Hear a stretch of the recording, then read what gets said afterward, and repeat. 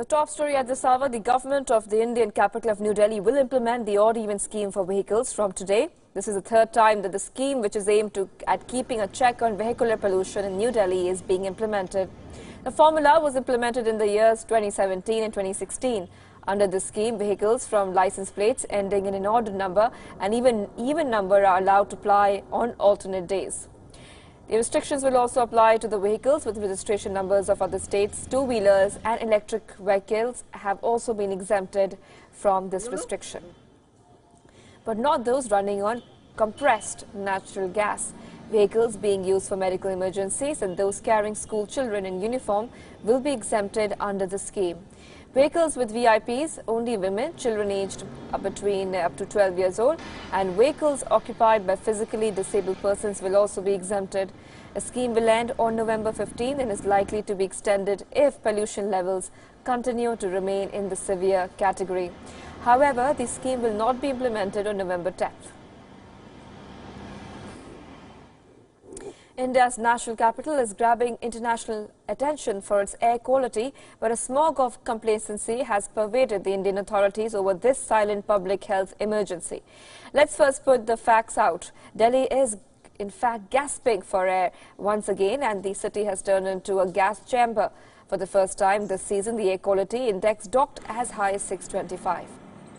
The graphic there on your screen shows how bad that is. According to the air quality index scale, the metrics do not even register figures above 500. The AQI is considered to be hazardous if it's found anywhere above 300. So if you happen to be in this part of India, what does this mean for you? Well, a new analysis shows that the average citizen living in the region of India can expect to lose about 7 years, a big number, 7 years of your life. Why? Because air quality once again fails to meet the World Health Organization's guidelines for fine particulate pollution. This means that an average Indian is more likely to die due to air pollution than other risks. Let me give you an example. The air quality in India is so poor that over 1.2 million deaths in the country in 2017 can be attributed to air pollution. That is 1 in every 8 deaths in this country. In fact, you can also look at it this way, 12.5% of total number of deaths in 2017. That is more than the total deaths due to cancer in 2018, which stands somewhere around 7 lakhs. The fact is, pollution in India may just be a greater issue than terrorism. Then why till date has no political leader pitched pollution as an election issue? And that brings us to the causes. The uncontrollable climate factors such as less wind coupled with stubble burning in neighbouring Punjab and Haryana has made it worse. The central government tried. It gave subsidy to farmers to purchase machinery to convert waste into fertilizer instead of burning it, but it saw little traction because the farmers are lamenting that despite government discount, the machinery is still expensive and they do not have a choice but to burn crop residue to clear their field for the next crop. Now, Punjab Chief Minister Amrinder Singh has gone out of his way and expressed anguish at the situation.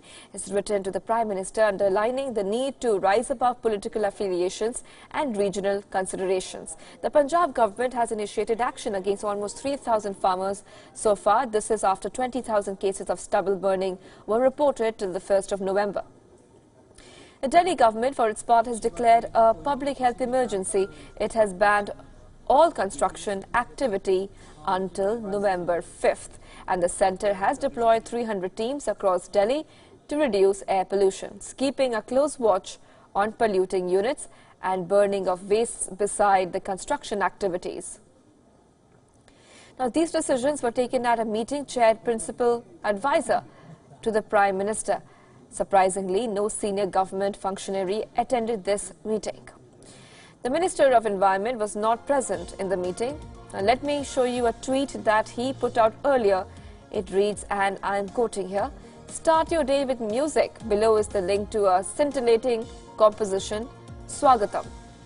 His colleague, Dr. Harshvardhan, the Minister for Health, was also not present in this meeting. He put out a tweet making a case for carrots and how they help against pollution. That said, let me now show you some figures from other cities recorded today. Our politicians need to see this. These are the current AQI values of cities across India. Delhi is at 708, Noida stands at 720, in Lucknow it's 419, 833 in Gurugram, in Patna it stands at 413, and of course 326 in Jalandhar. Now compare that with Beijing. After all, there's so much talk about matching or beating China in economics, but no attention is paid to their anti-pollution measures. Beijing's air quality improvement should be a model for Indian cities. Not long ago, New Delhi and Beijing were competing with each other for the infamous tag of being the world's most polluted city, while Beijing got busy in taking far-reaching measures and is on track to shed this undesirable distinction. New Delhi has merely recognized the problem, that is air pollution. Now in 1998, Beijing declared a war on air pollution. 21 years down the line, fine particulate pollution or PM 2.5 has fallen by 35% in the surrounding Beijing region. What Delhi really needs is to take a page out of China's book. Number one, an emergency action plan. A coordination mechanism involving its adjoining states needs to be put in place. Two, a stricter policy in implementing norms against air pollution.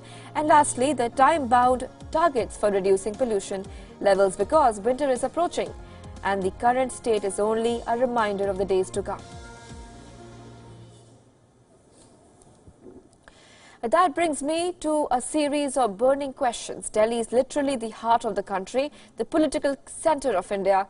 Is the pollution not affecting our netas? Now, instead of petty politics, shouldn't our politicians come together and take direct action? And lastly, what's stopping the authorities to come up with another Swachh Bharat pitch when it comes to pollution?